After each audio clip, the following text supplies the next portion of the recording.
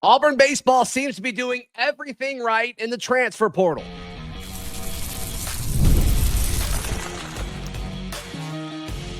You are Locked On Auburn, your daily podcast on the Auburn Tigers. Part of the Locked On Podcast Network, your team every day. Yes, welcome on into Locked On Auburn, your daily Auburn Tigers podcast. I'm your host, Zac Blackerby, and thank you so much for making Locked On Auburn your first listen every single day.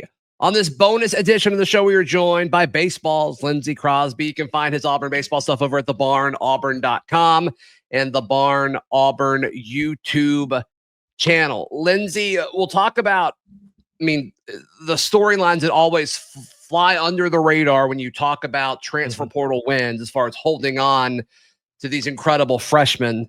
But let's talk about the guys who are coming in. And let's start with the pitchers that are coming in. And we'll start with Jake Marciano from Virginia Tech, 4-2 record last season, just over a 6 ERA, but 71 punch outs last season. Very experienced starter as far as last season goes, coming to Butch Thompson's squad.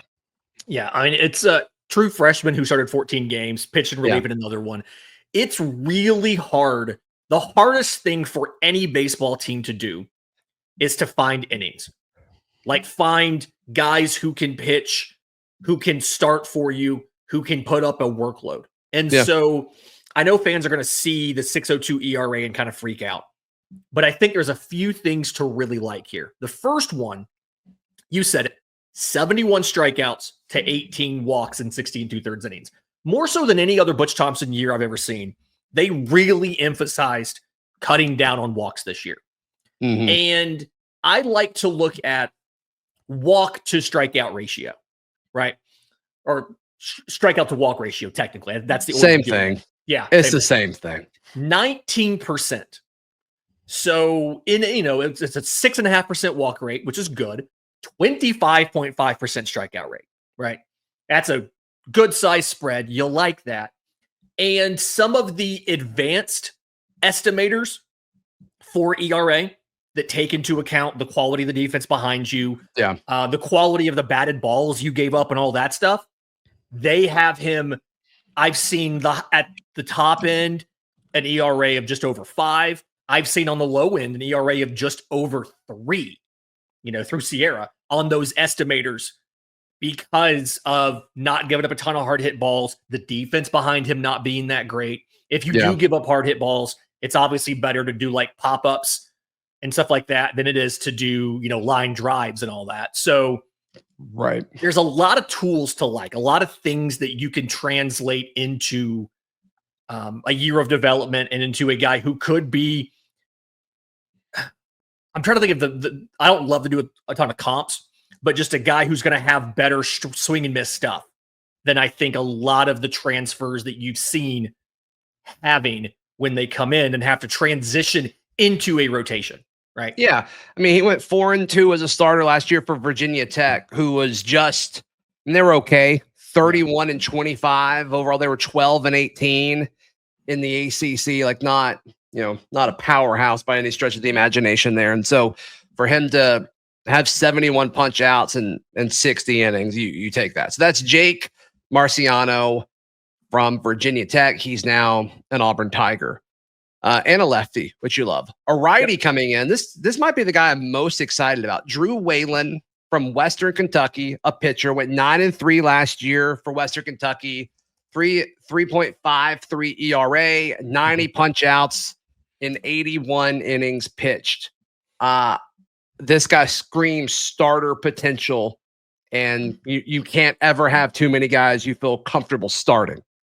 To me, this is your Sam Dutton replacement. This is your guy who you're going to give him the ball every single weekend. You trust him to, at the end of his outing, it could be 5, it could be 6, it could be 7. You're still going to be in the game, right? He's going to strike out probably a guy an inning, maybe a little bit more. But the point is, at the end of his outing, you're still going to have a chance to win the game. And that is the biggest thing that you got from Sam Dutton in 24 and you didn't get from the pitching staff in 25 and then 24, right? You didn't get that from the rotation and it threw off the whole weekend. We saw in regionals, Sam Dutton can give you 6 or 7 innings. You go to one guy out of the pen, you've made it through a game using 2 arms. Like that's what Drew Whalen gives you. He's started 24 games in college. So like there's experience there and it's really hard. One of the things you notice with some of the freshmen this year was when they got into conference play and the consistent quality of the lineup ticked up, having to adjust and figure out how to get through the lineup a second time and things like that. He's obviously had experience doing that. And, again, ERA of 3.53. The biggest thing on a lot of these, the losses. He had 2 conference losses. Like our previous guy, 3 total losses. They were not the reason their teams were losing games. And I think that's a big deal in baseball. And that's what Butch Thompson's looking for from his rotation. Yeah, so that's Drew Whalen, the righty from Western Kentucky, now at Auburn Tiger. I can't wait for him to get 2 or 3 strikeouts in a row and just be able to say, man, Drew's really wailing on him. Can't wait for that moment. It's going to be electric. There's no ranch with his name, but I'm still excited for you, honestly. Sure. Right. Sam Dutton defended the ranch. Yeah. Yep. All right. And then another lefty coming in, Garrett Brewer from Michigan State, 2-2 record last year, 4.46 ERA, 41 strikeouts, 13 walks, 34 innings pitched. What's this guy's role? He's probably a candidate to see if he can start, but I think at the worst, you're looking at a multi-inning reliever. And we've seen them bring in guys that have been really good in that role. Sam Hetzler is a guy they brought in to be a multi-inning reliever or a closer. He was able to do both of those things. This feels like Garrett Brewer's best role is be a lefty out of the pen for you. You have lost some lefties. Like there are lefties who have graduated and left. Nice that you get a little bit of kind of backfill that. So I'm excited about it. I think that it legitimately can be. This is going to be a pretty impactful pitching group that you're bringing in.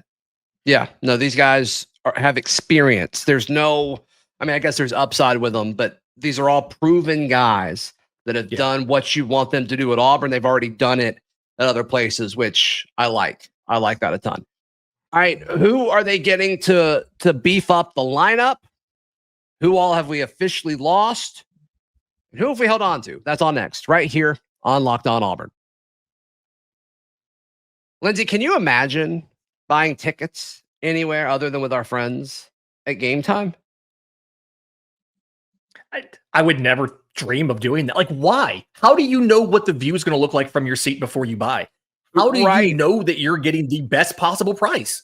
Yeah, well, with Gametime, you don't have to worry about any of that. They've got you covered. You can see that exact view from your seat before you buy. And I mean, it's simple. There's not a bunch of steps. You can buy a ticket in like 2 taps. So easy. And they've got the Gametime guarantee. So you're getting the best deal. If you find a better price in the same row and section, they'll credit you 110% of the difference. So take the guesswork out of buying tickets with Gametime. Download the Gametime app, create an account, and use code LOCKEDONCollege for $20 off your first purchase. Terms apply. Again, create an account and redeem code LOCKEDONCollege for $20 off. Download the Gametime app today. Last minute tickets, lowest prices guaranteed. Lindsay Crosby hanging out with us for a few more minutes today. Let's start with Ryan Farber. He's from Texas State, infielder. I think he played shortstop at Texas State. Well, actually, that's what's fun. True freshman, he was a center fielder, and then he moved to shortstop his sophomore year. Something where he's a natural shortstop. He has the athleticism and baseball knowledge to go play in the outfield when there was a logjam at the position, and then he kicked back in the infield. But you're saying Ryan Farber is a natural shortstop? He's a natural shortstop. Okay. I got the reference. If you got the reference, leave a comment down below. Yeah, if you know, you know. 267 batting average, 4 homers, 33 RBIs. I mean, solid. We'll see what happens. This is another situation. He got dinged up a little bit in the season too. And so kind of like you've done with some other guys, you're looking at the freshman year. He hit 340 his freshman year, right? Like we've seen better performance than what he was able to give you this season because he dealt with some injury, the position change. Shortstop is the hardest non-catcher position on the field to play. Yeah. I mean, you're running the defense, you are making the most plays. It is the hardest to do. And so, being nicked up and all of that, he took a step back. But again, you're banking on the freshman year production translating, which we've seen Auburn do this with other guys as well. They brought in guys who were great their first year. They maybe struggled in a later year. I mean, you pointed out that was kind of the theme last transfer portal class. Yeah. And it worked out. It worked out for a ton of these guys. I mean, it's really hard to argue the transfer class they brought in was not good. Like, they all pitched well and did well. Ryan Farber from Texas State. Ryan Farber is a natural shortstop. And Texas is a state. It's an appropriately named school, which I'm here for. I'm a fan of things like that because it doesn't always happen. Yeah. Shout out another infielder coming in, Todd Clay from UAB, local kid, 361 batting average, 7 homers, 51 RBIs. Yeah, sign me up. I love everything about this. Yeah, the numbers are great. He was a 2-year JUCO guy. Didn't, coming out of Auburn High, didn't have opportunities to go D1, did this. I love that he doesn't have a lot of ground ball issues. It's only like 35% ground ball rate. I mean, he has a good job of getting the ball in the air. He doesn't pull it a ton. It's like a lot of all fields kind of thing. Mm-hmm. But, the ISO power's good. A lot of the things he was, there's a metric in baseball called WRC plus, and the average hitter is a 100, right? He was a 140. He was 40% better than the average hitter in college baseball last year. Okay. And he did that while playing a lot of shortstop. He can play all over the infield. He can play shortstop. He can play a lot of other places. It's mostly corner infield. He's going to be a corner infielder here. He's not going to be a shortstop here because we have options at shortstop. But Ryan Farber is a natural shortstop. Exactly. And so Todd Clay is going to end up being, third base, maybe a first base, but he led UAB in a ton of stuff. Hits, average, on base, slugging, total bases, walks. There's a possibility he ends up being your first base guy and just rakes. That'd be great. Yep. That'd be great. All right. So that's who they have so far. As far as guys who have left, I don't have all of them here, but Cale Strickland, catcher, outfielder Cole Edwards, and then who are the others that I did not have down here? Oh gosh, I just lost it real quick. I had that here. Addison Klepsch is a guy. Where did my list? Had that list here. Yeah, Addison Klepsch, Hayden Murphy, the senior. Right. He is now gone. And then when you look at an eligibility perspective, right? You've lost Carson Myers, so there was one of your lefties out of the pen. Derek Fabian, your shortstop. Cooper McMurray, your first baseman. John Armstrong, Parker Carlson. Some of your very heavily used relievers, your righties. Those guys are all out. And so, the Carson Myers thing being gone, that leaves you an opportunity. That's why you had to go out and get some lefties this year. But we do know some of the freshmen have already, some of the freshmen have already spoken up and said they're staying. Andreas Alvarez has already came out and confirmed that he is staying at Auburn. Jet Johnson's a rising junior, but he's also confirmed that he's staying. Mm-hmm. I think the big questions that people would have would be your trio of outfielders, Bub Terrell, Bristol Carter, Cade Ballou. Cade was really banged up late in the year and didn't get a ton of playing time as much as he wanted, as much as the team wanted. Bristol Carter, when everybody was healthy, he was kind of the odd man out in the outfield. Mm-hmm. So some questions there. And there's a little bit of pitching that I have some questions about. Connor Gatwood didn't get to pitch this year because of injury and then trying to come back and get ready, get to form. So we don't have full confirmation on a lot of this. But if you retain a lot of these guys, you have a fantastic core despite losing Irish Lucas Steele would be back. Eric Guevara would be, could be third base. He's good enough to play short. Chris Rimbert. Any concern with Chris Rimbert? I don't see a reason why there would be. I mean, it's something, unless some other team came to the school and just tried to give these guys a ton of money to leave. From what I've been told, they're all happy with their roles. They're all happy with what they did. Chase Fralick caught the entire year behind the plate. That's why you lost Cole Strickland.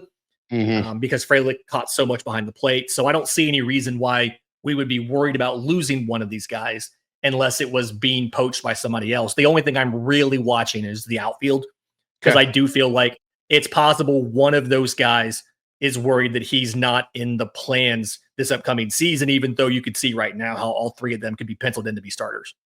Yeah, especially with, Ike leaving, it's going to open up a spot out there just based on how they used them last year. That's got to be helpful. It's very easy to see, Bristol Carter and Cade Ballou rotating between center and right, and then Bob Terrell in left. It makes total sense to just run that back, but all three guys can play center field, and all three did play center field at times this year. It's just odd for a Butch Thompson team to not have one locked in center fielder. They almost always have that dude who just plays every day in that same spot.